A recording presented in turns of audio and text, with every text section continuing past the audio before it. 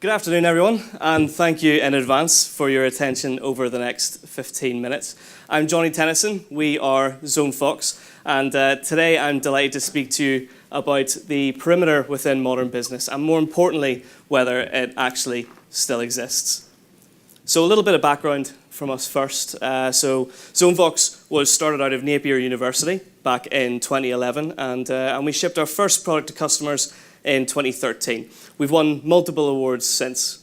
Our growth curve during that time has been phenomenal, and our initial investment went into R&D, but we're now using that investment to market and sell ZoneFox to customers globally. We've had a very strong emphasis in the UK market to start, but we've managed to get some fantastic clients in the US, and we'll be using both that and the fact that we are now part of the Fortinet family to push ZoneFox to a much wider audience. So, who are we?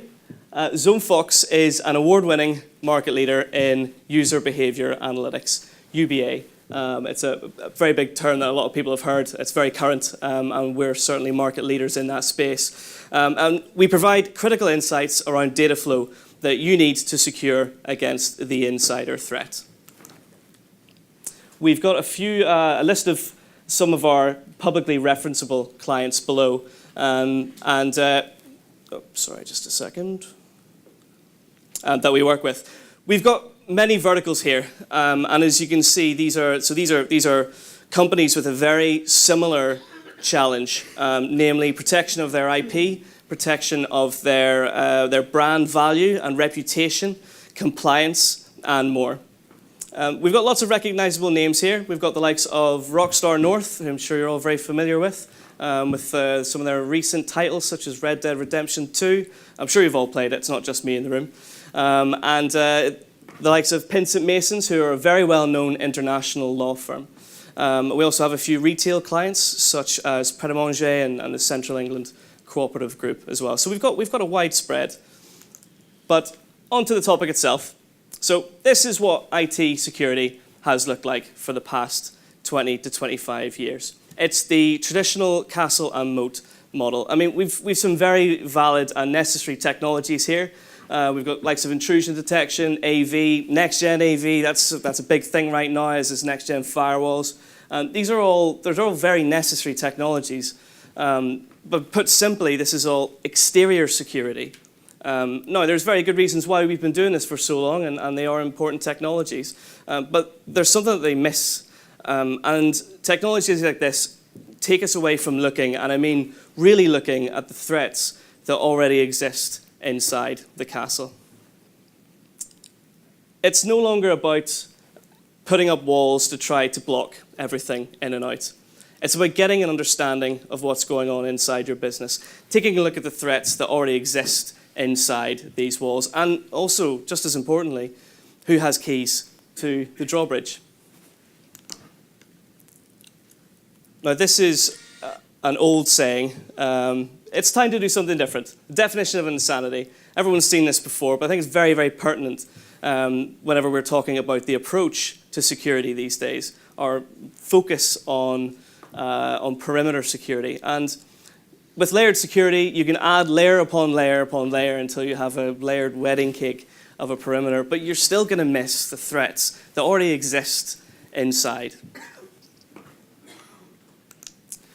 So why is this such a risk in business today? Well, home working is becoming more and more common for a proportion of the week. In fact, recently, some of the largest financial institutions have downsized their real estate to take account of that fact. The head of estates and property at a large bank recently told us that if every employee that they had turned up to work on the same morning, they have a very real problem. I myself have spoken to a couple of employees at a couple of different similarly sized organizations who said that very same thing. Not only that, but they've also taken steps to try and deal with it, such as enforcing work from home days. The leader of the TUC stated recently that with the introduction of AI technologies, that our jobs are easier to do. Speak for yourself, perhaps. But and then a 4-day working week is something that is going to be a reality very soon. Now, I know that's a very exciting prospect for us all, but that's not my point here. I'm just as excited as you are. But it highlights a very real and growing risk, and this is one that's already prevalent across many organizations. So, what is insider threat, I hear you ask? So it's true to say that people are our biggest asset. We're told this all the time, but people make mistakes, and people don't always act as we expect them to do so, which means that they're also one of our biggest weaknesses. Now at ZoneFox, we see this all the time, as you can imagine, and there are a few common themes of insider threat that can be identified. So I've got a few that I'll go through today. So here we have Quentin. Now, there comes a time in everyone's career where they decide that a change is necessary. If they can't change positions within their organization, they often leave for pastures new. And everybody wants to provide value in their next role. They want to hit the ground running, make a great impression from day one.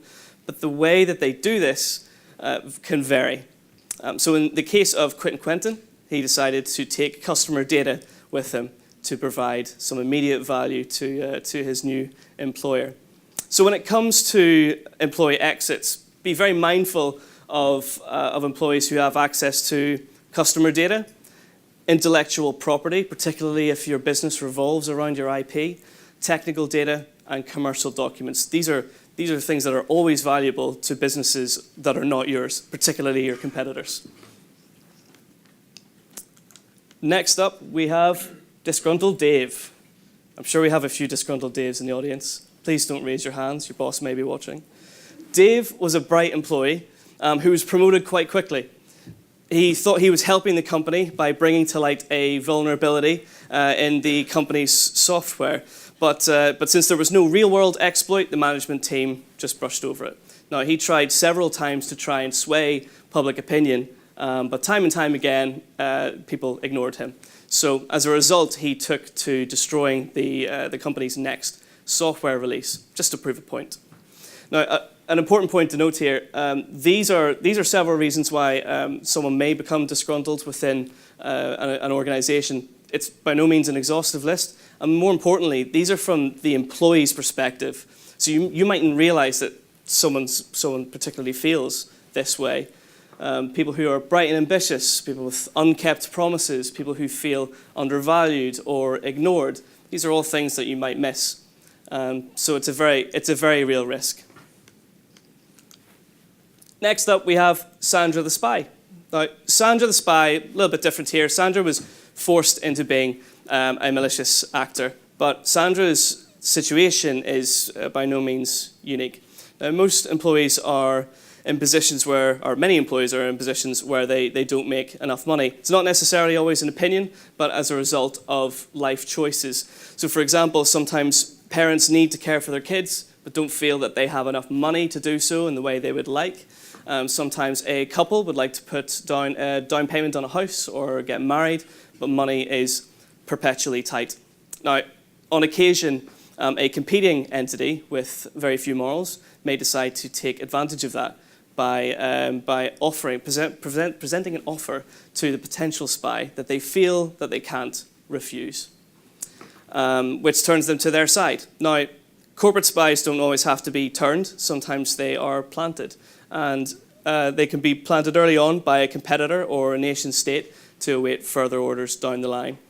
Fortunately, corporate espionage is not ubiquitous across all organizations in all lines of business, but it's always a threat to keep in mind if IP in particular is something that your business revolves around. Last up, we have Careless Caroline, a project manager working 100 miles an hour under huge pressure, trying to please absolutely everybody. Now, there's a very important point to note here. Caroline is definitely not a bad actor, not unlike the other ones that we've looked at today. Caroline's different. With Caroline, there's no motivation to steal, destroy, or otherwise harm her organization's data. Now, unfortunately, this is an insider threat profile that is an all too common character in today's organization. Whether it's leaving a workstation unlocked, leaving passwords written on sticky notes.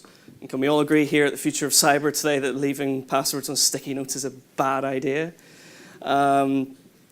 Allowing strangers to tailgate into the office because manners, allow me to hold the door open for you, that sort of thing. People like this are everywhere, and they're letting the bad guys in all the time. Now, there are very few technical controls can actually help to stem this tide. So if you want to help someone like this in their day-to-day dealings, education and monitoring, both of those are key. So this is your team. Your team is the best team in the world. They are all entirely trustworthy, and you have no need to doubt any of them until they come to join your biggest competitor. Do you still feel so confident about their trustworthiness? What projects have they been working on? What data have they had access to? Is there a chance that maybe they've been exfiltrating data in the run-up to handing their notice in? Maybe this has been something that's in the works for some time. And more importantly, how do you know? So we worked with the Formula One team recently, who was concerned that key designs were at risk of theft from within. Now, I'm sure, like myself, we're all massive Formula One fans in the room, and glad to see I'm not the only one, and we can't wait for the season to come back next year. Formula One, for the few of you who don't watch it, is an extremely expensive, competitive sport. The teams are massive. There's a lot of people who work on each team. There's a lot of technical people looking at a lot of technical aspects to every car. It's not just a car and two drivers, or two cars and two drivers. It's a huge team. A lot of people touching a lot of very valuable data. So they were rightly concerned about their data. And during our time working with them, we found that there was an employee who was looking to leave to another team. Now that person, through some pretty clever social engineering, managed to get access to all of the team's key designs. Do you want to guess what they did next? The whole lot went on removable media and off to another team, which is a nightmare. Or, from that person's perspective, a very lucrative opportunity. So that's why we say it's time to rethink the perimeter. And if we take a look at the relevance to the enterprise here, this is a bit of research that I did recently, and if we look at some of the titles, a lot of these titles, I think it's very fair to say that a lot of these wouldn't have existed 3 years ago. Head of Insider Threat, Director of Insider Threat, VP of Insider Threat. I get more excited as I go through these titles. It's looking great. You know, it's a genuinely important job area, and it's one that's only going to get bigger and bigger as time goes on. I mean, I think it'd be pretty fair to say that 5 years ago, we wouldn't have a GDPR manager, you know. But I promise that will be the only time I mention GDPR. And here we have some further emphasis by recent publications that the old perimeter protection methodologies are dated. If we look at a few of these here, I mean, there's Tesla there. That one was particularly damaging. We look at Morrison's. Morrison's wasn't even recent, but I bet you all remember it. Of all of the ones that we've got here, everybody remembers this one. This was one of the first ones where people went, so the person just walked in and took the data? Yeah, that's exactly what happened. And then we've got, this was just last week, TalkTalk again. We're not done with TalkTalk yet, but apparently it never will be. So this is them finally jailing the two people who were responsible for it. But that, again, was an extremely damaging one for TalkTalk. You know, so we've got a fair few. Then there was a recent one from a telecoms giant who I can't name for legal reasons. Big red logo. So to conclude, then, if there is a perimeter, not that I've been biased through this whole presentation, it's people, it's employees, it's partners, it's our supply chain. If you've paid attention to the news recently, this probably doesn't actually sound that profound, but these are the facts. BA wasn't that long ago, nearly hit with a £500 million lawsuit, which I wouldn't like my name on at all. So it wasn't long ago that they discovered where their perimeter was. And do we remember where it was? It's the exact same place as Ticketmaster's. So these are not small names that I've spoken about today. So I want to ask, is there really a perimeter? Thank you all so much for listening. I hope this has provoked a few thoughts, and thank you.